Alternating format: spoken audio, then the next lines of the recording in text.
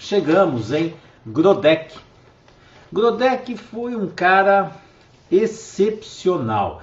Ele surgiu ali, ele é contemporâneo de Freud. E aí eu falei rapidamente, ontem eu vou falar com mais detalhes dessa história. O Grodeck, ele trabalhava o quê? Como um médico comum. Freud trabalhava no plano da histeria. É interessante que agora saiu um seriado aí da Netflix do Freud, né? O Freud, então, contemporâneo de Grodeck, está ali. O Freud, neurologista, trabalhando com os quadros de histeria. E eu estava falando, o que tinha de internação, que aí até mostra lá no primeiro episódio algumas coisas interessantes. Tem uma paciente lá, que até o chefe manda embora, falava, tipo, olha, eles nem queriam mais que internasse, porque era uma quantidade absurda de mulheres com paralisia, não andavam, e algumas não enxergavam. Isso o que era? Uma atuação histérica, por incrível que pareça. A histeria mudou? A histeria continua hoje com a mesma intensidade, acredito até com mais, só que mudou a forma dela aparecer. Aquela forma, ela foi denunciada, entre aspas, então a histeria vem de outro jeito. Mas aí o Freud estava lá. O que acontece com essas mulheres que não andam e ficam cegas?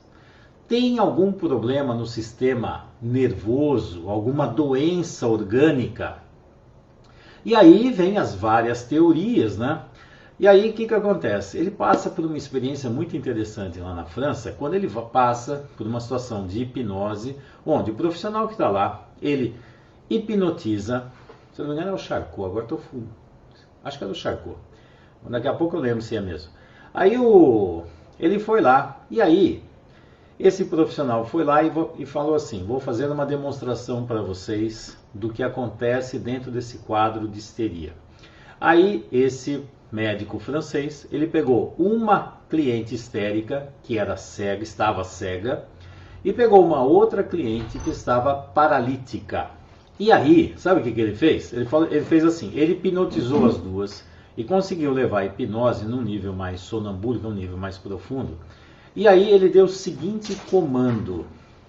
Para aquela que era paralítica, ele deu o comando assim: quando você acordar, você vai conseguir andar. Só que você vai ficar sem a visão, vai ficar cega. E para aquela que não tinha visão, ele falou, a hora que você acordar, você vai enxergar, só que você não vai conseguir andar. E aí, acordou as duas do estado hipnótico, e adivinha o que aconteceu? A que não enxergava, agora enxerga, só que não anda, mas ela andava. E a outra que não andava, anda, só que não enxerga, e ela enxergava. E aí o que ele fez? Hipnotizou as duas de novo e trouxe os sintomas originais de volta. O Freud caiu uma ficha do tamanho de um caminhão, falou assim, ué, então isso não é um problema orgânico, não pode ter um problema orgânico que assim, um comando faz mudar os sintomas. E aí que ele começou a entender as dinâmicas do inconsciente. Fala, tem alguma coisa na mente, não é no cérebro, é na mente. Aí começou, tem algumas coisas. Aí no seriado até ele fala como se fosse uma casa, com um monte de espaços que você não conhece, que é o mundo do inconsciente. Você entra na casa e não conhece a grande parte dessa casa. Você não conhece a grande parte da mente que existe em você. E aí, aprendendo a trabalhar, ele começou a aprender com a hipnose, foi indo e depois ele foi vendo que a hipnose em si, dentro do que ele pretendia, que era a cura, podia chegar até a raiz do problema.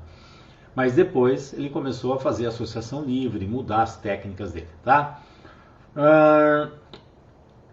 Alguém colocou, e aí, Dr. Breuer? O Breuer era basicamente o mentor do Freud, que estimulou muito o Freud a caminhar aqui. E aí o que aconteceu? O Freud, com essa experiência, ele começou a procurar e ver o que estava acontecendo na mente dessas mulheres que levava a esses sintomas, porque viu que não era uma lesão orgânica, era alguma coisa do funcionamento da mente. E aí ele começou a chamar isso de inconsciente, e isso deu origem à psicanálise. Bom, por outro lado, isso é Freud lá na Áustria, em Viena. Por outro lado, lá na Alemanha, tem Grodeck. Georges Grodeck. O Grodeck ele nasceu em 13 de outubro de 1866 e ele faleceu em 10 de junho de 1934, tá? Então os dois são contemporâneos. O Grodeck é um pouco mais velho do que o Freud, mas foram contemporâneos. E aí o que acontece? O Grodeck, trabalhando com clientes comuns, com pedra no rim, pedra na vesícula, com fratura, com problemas comuns, entre aspas, dentro da área da medicina. E aí ele começou a ver o que tinha por trás da doença, o que estava acontecendo com esses indivíduos. E o Grodeck, o pai dele era médico também, e o pai dele deu uma informação, uma dica para ele fundamental, e que eu utilizo muito também, tá? O pai dele falava assim: você precisa conhecer o que é o saudável para poder identificar o que é o doentio. E aí o pai dele até levava o Grodeck para fazer um monte de atendimentos lá, que ele fazia, acho que avaliação de saúde, não sei se uma empresa, sei lá que era. E aí fica assim, você precisa conhecer o saudável para entender o que é doentio. Isso aqui eu uso muito, porque se você não sabe o que é saudável, e é difícil saber o que é saudável hoje em dia, viu? Muito difícil. Bom, e aí o Grodeck, ele pega e segue as linhas hipocráticas, ele pega a base hipocrática. E aí ele aprofunda, dentro desse trabalho, esse trabalho dele, ele começa a aprofundar esse conhecimento hipocrático. Ele lançou um livro em 1913, que o título é muito interessante. O título é Nasameco. Nasameco basicamente é uma frase em latim que é natura sanati, medicus curat. E o que é isso? Que basicamente o cura nesse caso é diferente do significado latim, mas é assim: quem cura, quem sana o problema é a natureza. Quem trata é o médico, mas quem cura é a natureza. E isso aí, lembra quando eu falei do princípio da natureza, lá de Hipócrates? Que se você se alinhar com a natureza, você fica saudável. Então aqui, natura sanat, medicus curat. Então assim, é a natureza que realmente vai sanar, eliminar o problema. O médico ele vai orientar o trabalho para chegar nesse lugar. E qual a orientação do médico? A orientação do médico é ajudar o doente a se curar. Isso é a frase que o Hipócrates colocava lá atrás. E aí, o Grodeck, ele estudando esses casos, ele começou a ver que o quê? Toda somatização, sabe o que é somatização? Somatização é alguma coisa no corpo, soma é corpo. Então todo problema corporal tem por trás um conflito emocional infantil não resolvido. E aí ele falava assim, vou colocar assim, é mais fácil de suportar o problema físico do que o problema emocional. O físico você aguenta, o emocional não. E aí o que acontece? Quando você tem um conflito emocional não resolvido, e esse conflito emocional vem lá da infância, o que acontece? Olha lá, conflito emocional não resolvido, aí começa a colocar um monte de problemas, como doenças, para ocultar um problema que está aqui atrás. Ó, de novo 5 por 1 que eu utilizo outra vez. Vocês estão entendendo como tudo vai concentrando ou convergindo para essa 5 por 1? Olha lá. Aqui é o problema original. O que é o problema original? Conflito emocional infantil, infância. O Freud depois, também na psicanálise, o que ele falou? Os conflitos que levam a todas essas neuroses vêm de onde? Do mundo infantil. Então, os dois trabalhando de uma forma diferente, sem contato inicialmente, foram chegando no mesmo lugar, que é assim, são os conflitos emocionais infantis que vão gerando os distúrbios que os seres humanos têm na fase adulta. Pronto. E aí, as doenças, segundo o Grodeck, e aí o Freud falando das neuroses, da histeria. Aí neurose, uma definição de neurose para você. Frequentemente o pessoal fica assim, neurose, o que é neurose? O Freud falava assim, neurose é uma compulsão à repetição. Compulsão à repetição, o que é? Você está sempre repetindo a mesma coisa e não percebe. E isso aqui, o que é? É um trauma, você está preso num trauma e você está o tempo todo rodando em torno do trauma. O trauma não está visível, mas que você gira em torno dele o tempo todo. Por isso, você repete sempre a mesma dinâmica. É como assim, estou vivendo meu trauma todo dia na minha vida. O tempo todo eu estou preso ao trauma, mas eu não enxergo. Mas eu não enxergo. Eu digo que os problemas são outras coisas. Não, é um trauma que está lá no inconsciente, na psicanálise, que faz você ficar rodando em torno do trauma e nem sabe que está fazendo isso. Geralmente fica dizendo assim, ah, meu problema é porque é a minha mulher, é porque é meu filho, é porque é dinheiro, é porque é o país, é porque é o corona, é porque não sei o que lá, e começa. Sempre acha alguma coisa, mas não é você mesmo que está preso num trauma, você só acha desculpas. E aí o Grodeck, voltando para o Grodeck, ele trabalhando em cima de tudo isso, ele começou a observar esses fenômenos. O primeiro caso que o Grodeck tratou foi de uma mulher que tinha cólicas renais de repetição. E aí ela sofria demais. Aí o Grodeck ele trabalhava muito com massagens na época. Ele fazia um monte, ele fazia toque, massagem nas pessoas. E aí, com essa cliente, foi a primeira que ele ousou começar a trabalhar dentro dessa visão que ele tinha da psicossomática. E aí ele começou a investigar com essa cliente o que é que estava acontecendo. E essa mulher que tinha essas cólicas renais, assim, cálculos múltiplos, toda hora estava ali, o que tinha por trás dessa história? O que havia por trás dessa história era um desejo profundo de gravidez que ela não conseguia. Parece que tinha um aborto na história, agora não lembro bem esse detalhe. Mas ali o Grodeck começou a trabalhar em cima disso. E aí começou a ver o quê? Porque ele fala assim, que o corpo é simbólico. O corpo é simbólico. Então é assim, que história é essa, que dor é essa de algo que ela fabrica dentro dela e sai o tempo todo? E aí investigando o que estava acontecendo, era um desejo de gravidez que tinha relação com umas dinâmicas infantis que essa mulher tinha em relação à maternagem. Estou falando de alguma outra coisa que agora não me recordo se a mãe teve aborto, uma coisa assim, não lembro agora. Mas ele começou a trabalhar com essa mulher para ela olhar para esse trauma infantil, olhar de quê? De uma forma adulta para o trauma da criança. O Grodeck ele trouxe essa dinâmica, a dimensão adulta e a dimensão da criança. Isso para mim foi excepcional, que eu utilizo até hoje muito. Então, essa dimensão do adulto e da criança, então fica assim, o adulto precisa olhar para os traumas infantis, tirar a criança do trauma, resolver aquele trauma e levar a criança para a vida. Isso aí eu utilizo demais até hoje, tá?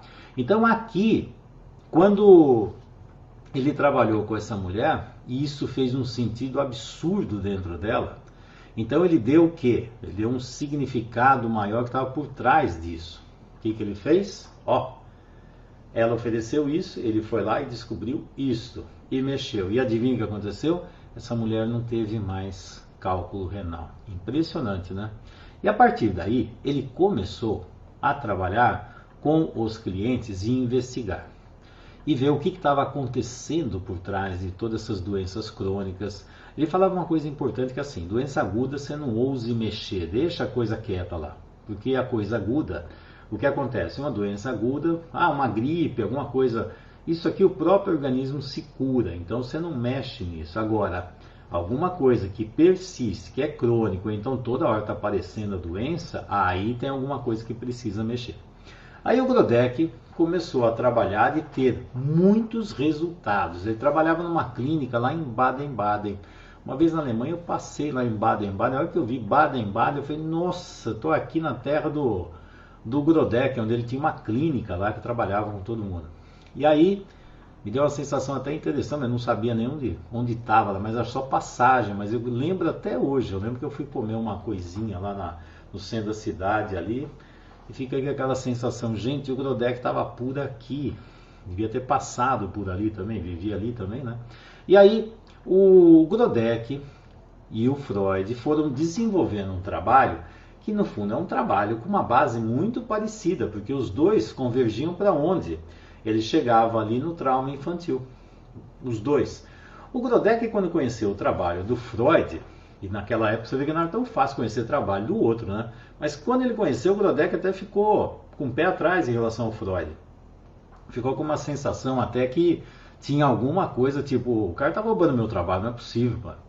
Aí depois os dois se conheceram melhor, e aí os dois tiveram uma relação muito forte, muito próxima.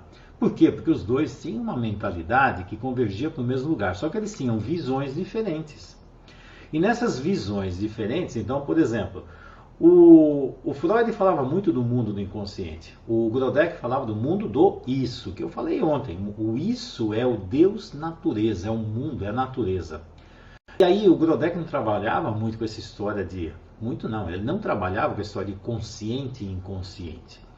Aí ele falava uma coisa interessante, ele falava assim, o isso se diverte com essa bobagem de consciente ou inconsciente na mente humana. O ser humano, se você não ficar aberto para o isso, e o nome isso ele pôs porque não dava para pôr nome. Falei, quem sou eu para colocar nome num negócio que é muito maior do que eu?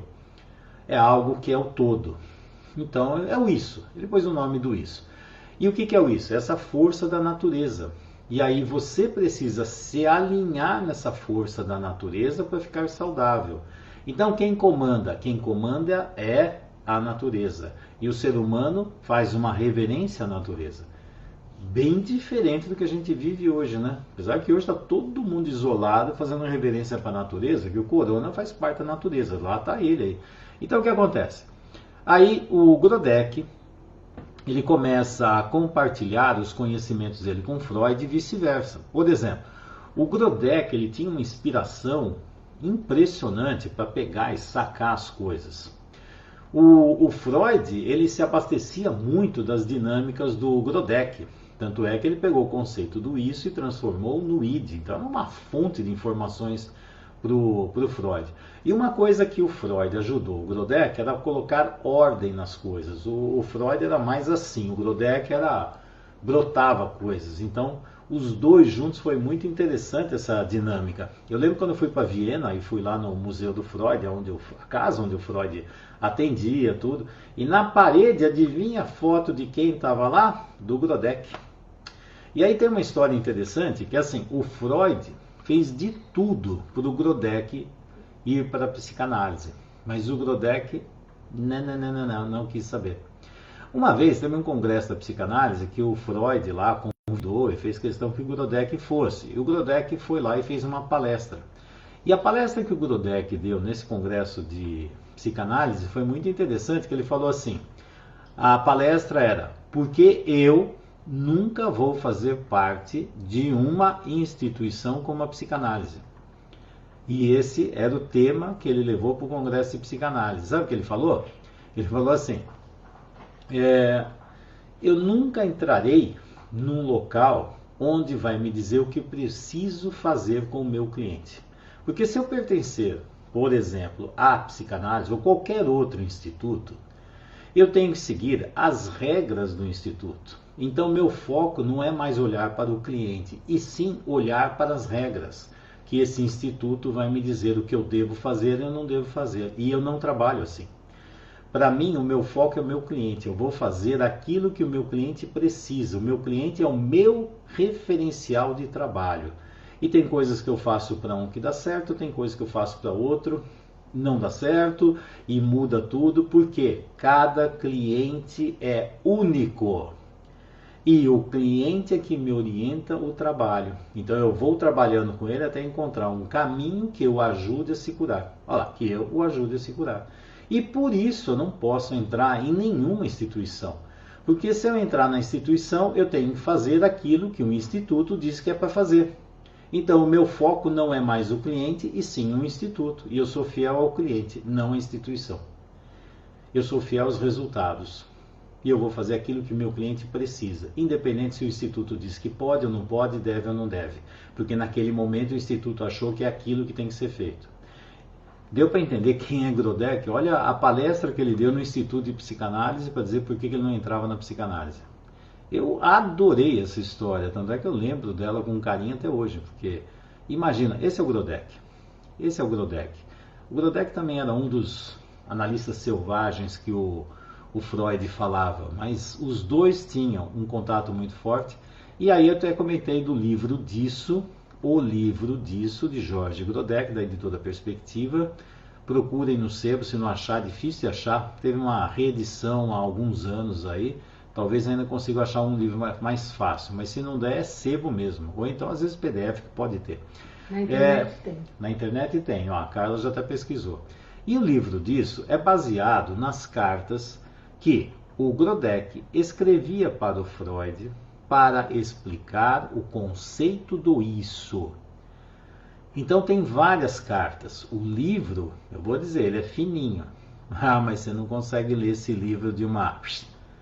Ah, vou sentar e ler isso aqui rapidinho. Não lê não, porque o que tem de conteúdo e como esse conteúdo pega, como esse conteúdo te toca, porque ele mexe profundamente. Adorei Grodeck porque é do jeito que eu gosto, né? Então, quando o Grodeck passa esse conceito, e fica, são 17 anos fazendo isso, mas vou dizer de alguma forma também uma coisa que o Freud fez, que o Grodeck amou e falou assim, gente, quando o Freud escreveu o livro lá dos sonhos, né, interpretação de sonhos, o Grodeck falou, gente, é exatamente o que eu faço com os sintomas dos meus clientes. Porque os sintomas, as doenças do cliente são simbólicos. Então, tudo aquilo que o Freud fazia na interpretação de sonhos, o Grodeck fazia da mesma forma com a interpretação do quê? Das doenças, dos sintomas que os clientes tinham. Você tem ideia da importância do Grodeck? Basicamente, todos os psicanalistas daquela época, os mais conhecidos, quando adoeciam, sabe onde eles iam? Iam tudo para o Grodeck. E aí o Grodeck teve uma coisa interessante, que foi assim, o Grodeck ele nunca montou um instituto. O Freud ele fez de tudo para consolidar a psicanálise, mas o Grodeck não. Por isso ele é um ilustre desconhecido. Mas tem uma história muito interessante que perguntaram para ele assim, né? Então, o Grodeck, por que você não monta alguma coisa? Porque a gente quer seguir os conhecimentos que você faz. Aí ele falou uma coisa muito interessante, que ele falou assim, ó, que quem... Como é que é o negócio? É assim, ó. Ele falou assim, que a pessoa é muito tola se ela quer fazer algo amanhã seguindo os conceitos do ontem. Deu para entender? É muito tola se ela seguir amanhã os conceitos do ontem. Então qualquer coisa que ele escrevesse ou falasse é uma coisa que já tinha passado. E aí ele falava assim, se você quer ser meu seguidor mesmo, sabe o que você deve fazer? Olha para a vida como ela realmente é. Olha por si mesmo, você tem que ter a sua visão da vida. E outra, diga honestamente para o mundo o que você vê. Seja honesto com você, seja honesto com o mundo, em cima daquilo que você vê, mas você vai ver por você. Grodeck fez, ele não fez nenhuma escola, não fez nenhum instituto, porque ele falou, não adianta, tudo que eu estou vendo aqui serve para esse cliente, mas não quer dizer que serve para o outro. Não serve para o outro. Então, pode ter o mesmo trauma de repente ele pode se manifestar desse jeito, pode se manifestar de outro jeito com outro cliente. Então não é aquela coisa, isso é isso, isso é aquilo, isso é aquilo. Não tem esse dicionário que a maioria das pessoas querem que tenha. E que muitas vezes me perguntam, o que é isso? Tem que investigar qual é o trauma, tem que saber qual é o trauma especificamente. Cada cliente é único. E aí, dentro de cada cliente é único, aí eu coloco também, tem gente que adora colocar uma roupa de tamanho único em todo mundo e acha que colocando aquela roupa vai resolver tudo. Não funciona. Aí a ars curandi, que eu falei lá de Hipócrates, que é a arte da cura. A arte da cura é você se conectar profundamente com aquele indivíduo, com aquela pessoa, que aquele lá é o seu universo nesse momento. E você vai trabalhar com esse cliente, não com conceitos que você trouxe da cabeça. E sim com a profundidade da alma daquele cliente, não com conceitos. E aí quando você coloca cliente dentro de conceitos, adjetivos e nomes e porcentagens, pelo amor de Deus, você está perdendo a essência do cliente. Então é ficar atento ao cliente, que toda hora ele está brotando coisas. Em vários momentos você vai enxergar dinâmicas dentro desse cliente que ele não fala, mas daqui a pouco aparece. Quando você toca em temas, conforme você vai lidando com ele, você vai vendo a diversidade, o quanto ele fecha, ele abre, ele escorrega, ele desvia. Tudo isso aqui faz parte dessa dinâmica do trabalho com o cliente, ok? Tudo é percepção e repetição de experiências, não é receita de bolo para todo mundo. Exatamente. Enquanto você não se liberta do trauma, tudo é a mesma coisa. Quando você se liberta, você vive experiências novas da vida. Vão ter traumas novos, situações diferentes, mas é novo. Senão você fica sempre no mesmo lugar. Bom, a Carmen. Fernando, como explicar uma menina que não quer ser mãe, alegando não conseguir se doar para outra pessoa como sua mãe fez? Primeiro, quando você fala uma menina para mim, eu vejo uma menina de 5, 6, 10 anos. Eu não sei se é menina. Então, pelo jeito, não quer ser mãe, menina não quer ser mãe, é uma coisa. Tem uma coisa que é simples. Quando você tem uma boa família de origem, uma boa maternagem e paternagem, sinceramente, não tem nenhum julgamento, não tem nenhum quero ou não quero. É tão natural você se tornar pai e mãe, é natural, é um caminho natural. Quando começa quero, não quero, devo, não devo, porque isso, porque aquilo, veja a cabeça, né? Quando a cabeça começa a colocar conceitos e um monte de histórias, é porque aqui dentro tem problema. Então, numa família dessa, pode ter certeza que tem um problema na maternagem. Essa maternagem não é saudável, pode ter certeza.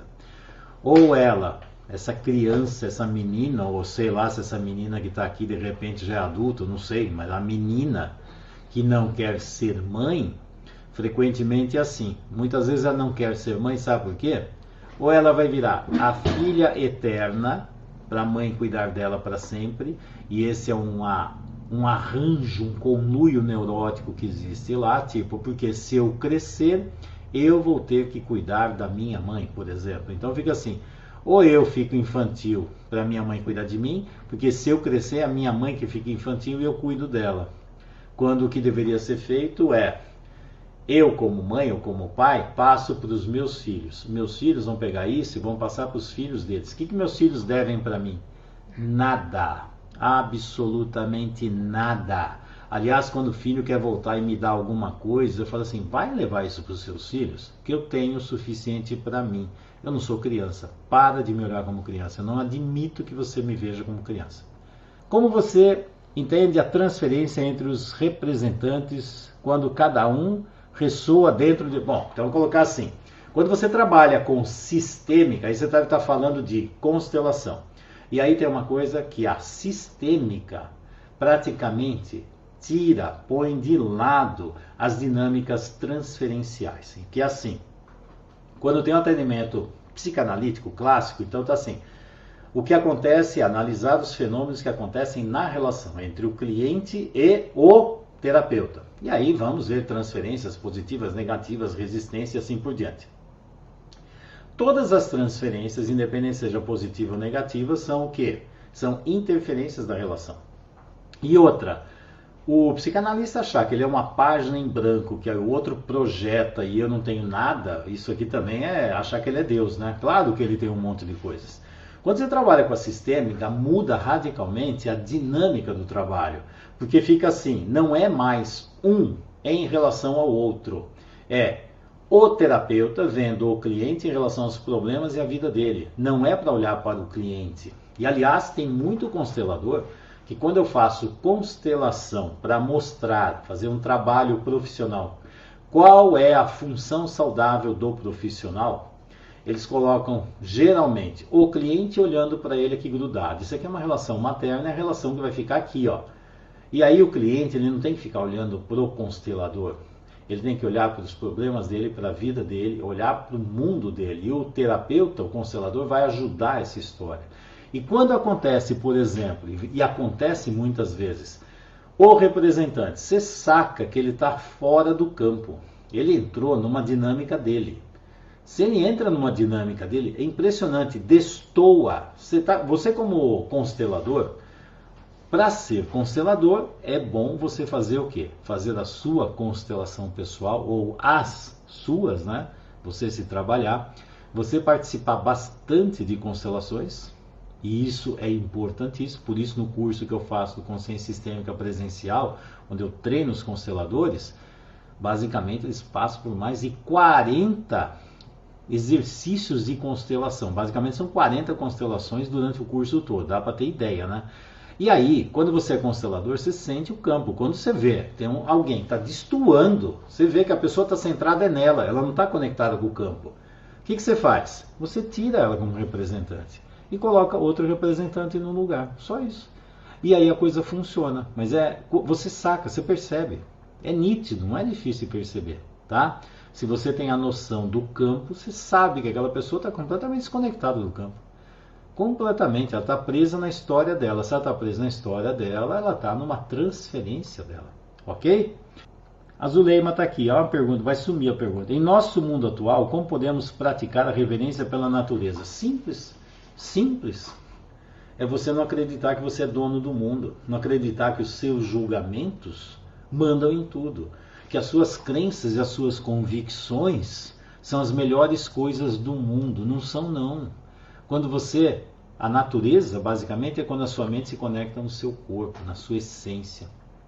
E quando você se conecta com a essência, você se conecta com a essência de todo mundo.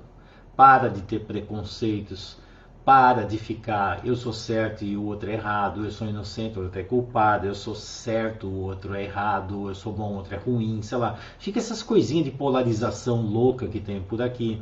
Quando você segue a natureza, e tem uma imagem da alquimia muito interessante, que tem a natureza caminhando, e tem um ser humano com óculos e uma lanterna seguindo o caminho da natureza. Por que o óculos? Porque é um símbolo, que ele não enxerga direito, ele tem que aprender a enxergar. E por que a luz? Porque a luz é para poder seguir isso aqui, porque ele não sabe caminhar sozinho se não tiver um referencial da natureza. Isso aqui é uma imagem alquímica muito interessante. E aí o que acontece? Quando você realmente está na natureza, você está conectado com o seu corpo, com as suas necessidades básicas de vida, necessidades espirituais, necessidades corporais, necessidades de contato, de amor, de atenção, de afeto. Quando você faz uma reverência à natureza, você faz as funções naturais da vida. Você passa de filha para esposa, para mãe, para avó, bisavó e assim por diante. O que é isso? Etapas naturais da vida. O que você está fazendo? A vida está prosseguindo. Tem dois princípios básicos da vida, que todos nós, aliás, todos nós não, todo ser vivo, até o coronavírus segue, tá? São dois princípios básicos. Todo ser vivo segue. Planta, corona, nós, animais em geral. O primeiro princípio é a autopreservação. Então você precisa aprender a cuidar de si mesmo.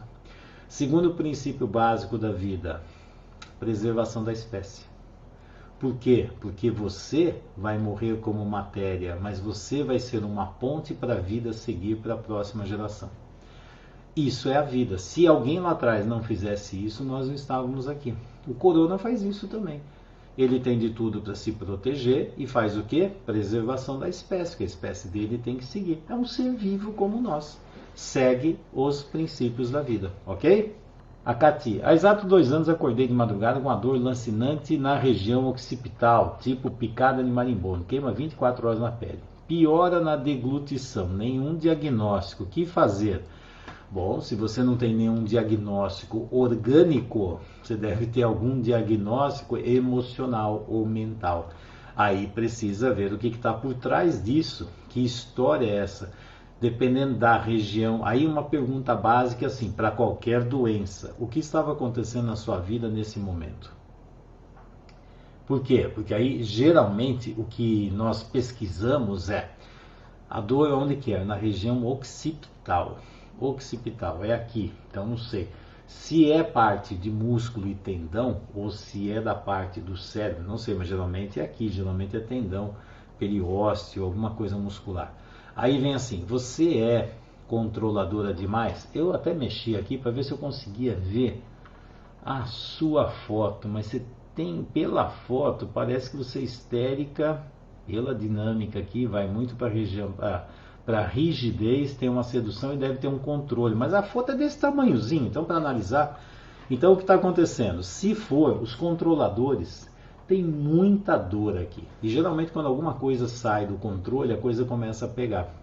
Então aí precisa ver, nesse período, como é que estava a sua vida, o que estava acontecendo, que mudanças importantes estavam acontecendo lá, que dinâmica você precisava ver e estava difícil você ver entrar em contato com isso. Se for pelo controle, que tipo de controle mental você está querendo ter em algo que não dá, porque essa região aqui é a conexão do pensar com o agir, tá? Quando fica aqui. E aí o que está acontecendo aqui e que atitude será que você precisava tomar, porque o sentir estava dizendo, mas a cabeça dizia não, mas aqui dizia sim, e a musculatura não sabia qual seguir. Aí é questão de pesquisar, mas já te dei algumas dicas do que precisa ver, tá? A Andréia, boa noite. Mulher 45 anos disposta a se olhar. Sem mimimi, tá bom. Trabalha, mas não consegue independência financeira. E vida afetiva parada. Ixi, que dor poderia estar por trás disso e como ajudá-la a resolver? Primeiro, quando coloca assim, mulher de 45 anos e ainda não tem autonomia financeira e vida afetiva, tem alguma coisa errada acontecendo, né? A questão é, já teve, não teve? Ela foi programada para quê? Uma mulher de 45 anos que já passou essa fase, pelo jeito, nem casou, nem teve filhos, então o que ela fez? Dinâmicas fundamentais de vida já foram castradas. Provavelmente ela foi feita para quê? Porque assim, se eu não tenho autonomia financeira e a minha sexualidade não serviu para formar vínculos afetivos fortes e gerar filhos, olha, presta bem atenção no que eu estou falando. Então o que aconteceu? O que provavelmente aconteceu é que o vínculo forte que ela tenha com o passado, então não consegue construir vínculos fortes no presente e futuro, para não ter futuro, e aí o vínculo forte que sobrou, o que é? Mamãe, papai e assim por diante. Conclusão, está aprisionada na família de origem. Então, quando ela fala assim, está disposta a se olhar, tá muito bem. Eu quero ver se ela está disposta mesmo a se olhar. Que projeto de vida ela tem? Provavelmente nenhum. Qual é o futuro de vida dela? Ficar preso com pai e mãe. Isso aqui, ou pai e ou mãe. Ficar ali no mundo da família de origem. Ela já definiu a vida para ter um monte de fracassos para não dar certo lá na frente. O que é isso? Fidelidade oculta à família de origem. E aí fica assim, eu sou dono da minha vida, eu faço tudo que eu faço, eu sei o que eu estou fazendo, eu sei, sabe nada. Eu vou dizer assim, quantas decisões que você toma, você diz que foi consciente, foi, você quis, tá bom. E aí quando eu te mostro dentro de um trabalho sistêmico, eu mostro que no fundo você está sendo comandado, você segue os comandos que enfiaram na sua cabeça desde que você era criança. E você chama isso e fala, eu faço o que eu quero. Não, você faz o que foi programado.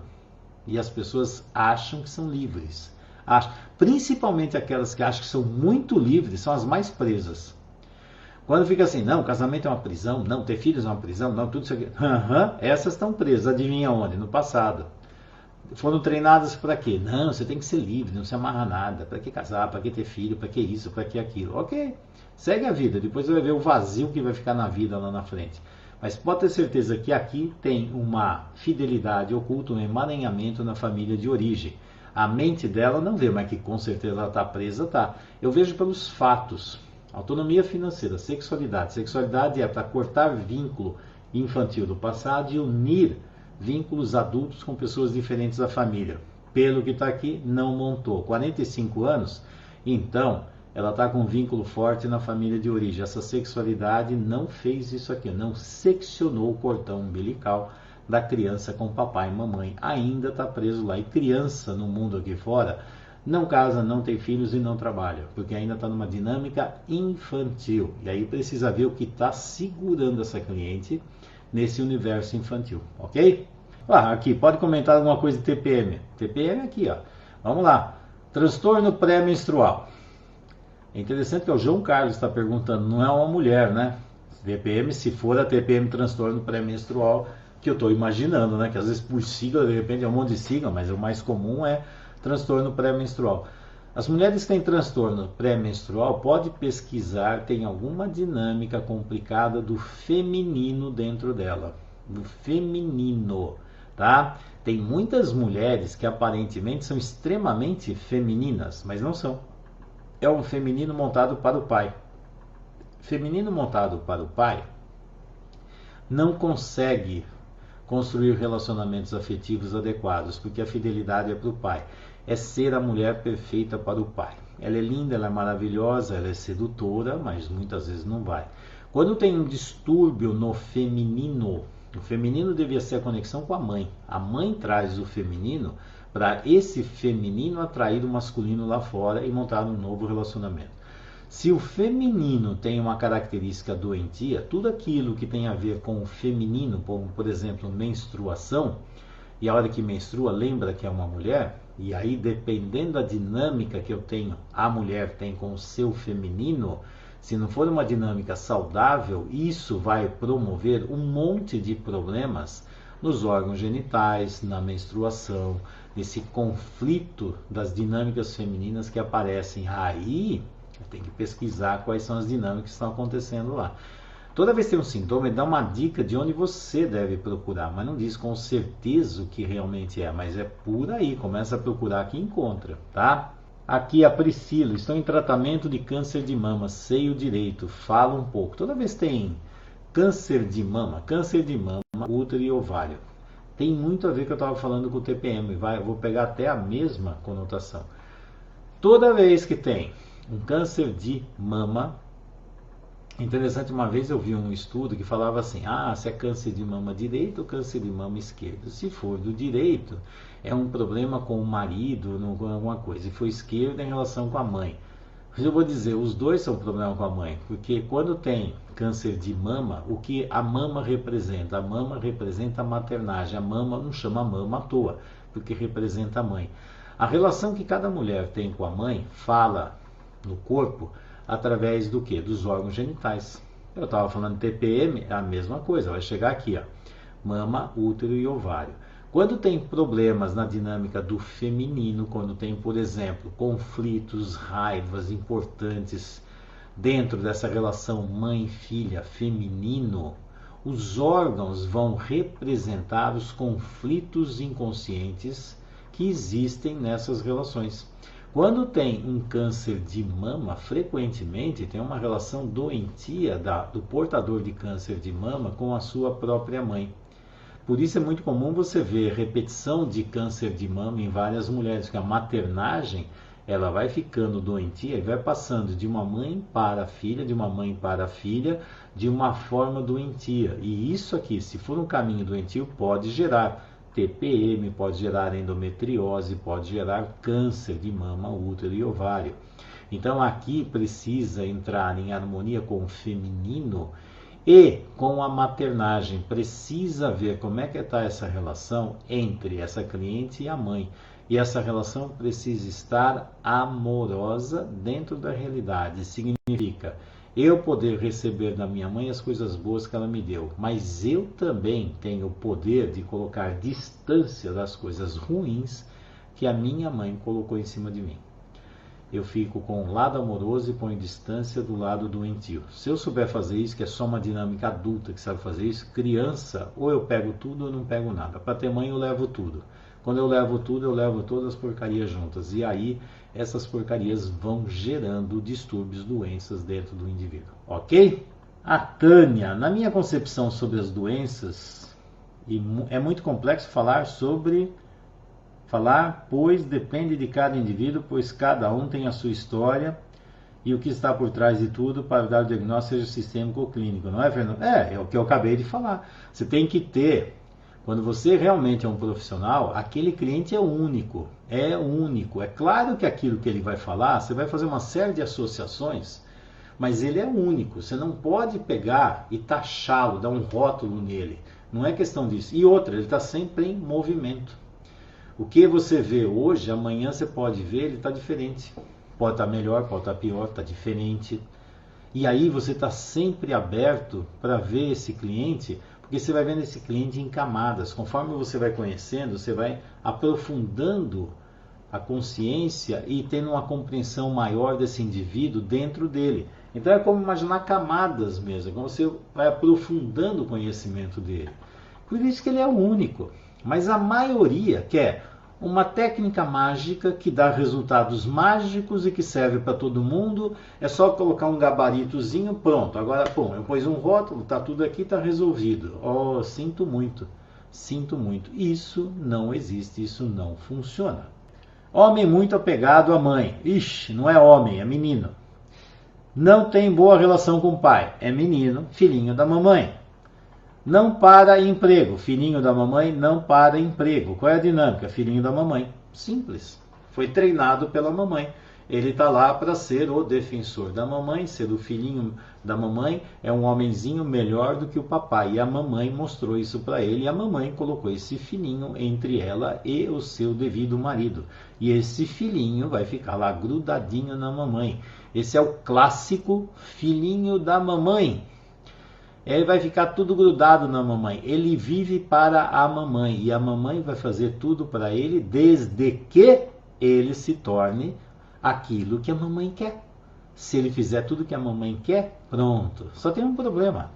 Ele vai ser fiel à mãe, vai ter dificuldade para trabalhar, vai ter dificuldade em relacionamento afetivo, sexualidade, não vai conseguir formar vínculos fortes com nenhuma mulher, porque a mulher que ele ama é a mamãe, ele está aprisionado nessa história. E o dia que a mamãe morrer, vai ser um vazio absurdo que ele vai ter dentro dele, porque não vai construir vínculos, relacionamentos fortes aqui fora. Então, muitas vezes, ou ele vai ficar extremamente dependente, pode ir até para o mundo das drogas, do álcool, da doença, para ficar dependente, não dá certo em lugar nenhum, não vai trabalhar, não vai fazer nada, porque se tem conflito com a autoridade, por exemplo, que é o pai, ele vai ter conflito com a autoridade nos trabalhos lá fora. Ele vai achar que a relação com a mãe é modelo para funcionar lá fora. Não tem mamãe lá fora. Mamãe não vai estar lá para fazer isso. E aí, ou ele fica dependente da mãe, ou então ele vai ficar para cuidar da mãe, que vai ficar dependente dele. Vai ser uma relação simbiótica que não acabou. Entendeu? O senhor falou ontem sobre a enxaqueca com aura ser algo da área sexual. Minha filha de 18 anos teve 5 ou 6 episódios de enxaqueca com aura. O que pode ser? Algo sexual. Exatamente isso. O que pode ser? Algo sexual. 18 anos. Começou quando com chega. 10 a 11 anos. Então, começou com 10 a 11 anos, segundo a Carla aqui, está falando que ela viu a pergunta lá. Veja, a criança com 10 a 11 anos está entrando aonde? Tá? Pré-adolescente entrando na adolescência. Qual é a característica nesse período? A característica o que é? Vai começar a sair do mundo da criança para o mundo do adolescente. E nos 18 anos, do adolescente para o adulto. Qual é a característica que aparece fortemente aqui? Sexualidade. Os hormônios sexuais vão dando uma forma, função. E aqui essa sexualidade feminina, que é uma filha, né? É. Então, é uma filha. Então aí precisa ver como é que está essa dinâmica da sexualidade dentro dela. A sexualidade está autorizada, bloqueada, está cheio de problemas, tem castração. Que informações... Ah, a Carla já está dando... Que informações ela teve sobre ser mulher, sexualidade? Porque sexualidade é um perigo enorme para as famílias que não querem que os filhos vão embora, porque a sexualidade faz os filhos irem para fora de casa. Então, dependendo, se os filhos foram gerados para ficarem presos, conectados para sempre com papai e mamãe, então sexualidade vai ser sempre um caos. Agora, tem outras características que a Carla até já deu um toque aqui, e é verdade. Por quê? Ela pode estar numa dinâmica de hiperexcitação, com falta de descarga genital. A criança não tem descarga genital. Quem tem descarga genital é adolescente e adulto, que consegue ter orgasmo. Entendeu? Porque descarrega. Criança não. Então, dependendo da situação, se ela teve uma hiperexcitação na infância, por exemplo, ou então agora, nessa fase, ela está tendo uma excitação, mas tem uma proibição da descarga. Então, o que vai acontecer? Essa carga, ao invés de descarregar lá, já vai lá para cima. A palavra histeria vem lá da Grécia Antiga. E lá na Grécia Antiga chamava de histeria por quê? A histeria era caracterizada pelo quê? Falava assim, o útero sobe a cabeça. Histeros é útero. Então falava assim, o útero sobe para a cabeça. É claro que não é o útero que sobe para a cabeça, não é o órgão, mas é a energia daqui, da sexualidade, estoura aqui para cima. E aí a coisa fica pulsando aqui. Bom, e Aí vem uma outra dinâmica que a Carla também deu uma dica profunda aqui. Muitas vezes, não vou dizer nem nessa se sim ou não, é interessante ver se não tem dinâmicas de abuso, porque as crianças que passaram também por dinâmicas de abuso têm uma hiperexcitação com culpa e dificuldade de descarga. E aí, isso também pode estar presente. Quer dizer, tem que pesquisar uma série de fatores para ver o que está levando a este mecanismo. É atual? É do antigo? Que informações ela teve sobre seguir para a vida, ser mulher, sexualidade? Ela foi preparada a vida inteira para ver que o mundo lá fora é legal, é interessante, casar é um projeto, você ir para a vida. Tudo isso tem que ser visto. Então, quando vai se investigar uma dinâmica dessa, observa-se o quê? Como é que essa criança, agora não é criança, 18 anos que seja, recebeu essa informação e como ela está indo lá para fora, porque a hora que vem excitação, que é algo natural, estou falando da natureza, excitação sexual é natural. Como é que lida com essa situação? Tem namorado? Não tem? Está com vida sexual ativa? Para que serve sexualidade? Tem culpa? Tem prazer? Aí é que vai começar a investigar como é que está essa dinâmica. E que outros fatores existem ou existiram na sexualidade que pode ter dado um desvio para essa história. E é comum começar a vir com aura, às vezes vem com vômito, vem com um monte de coisa. São fenômenos que estão vindo assim. Ó. Eu começo a perceber e sentir essas histórias.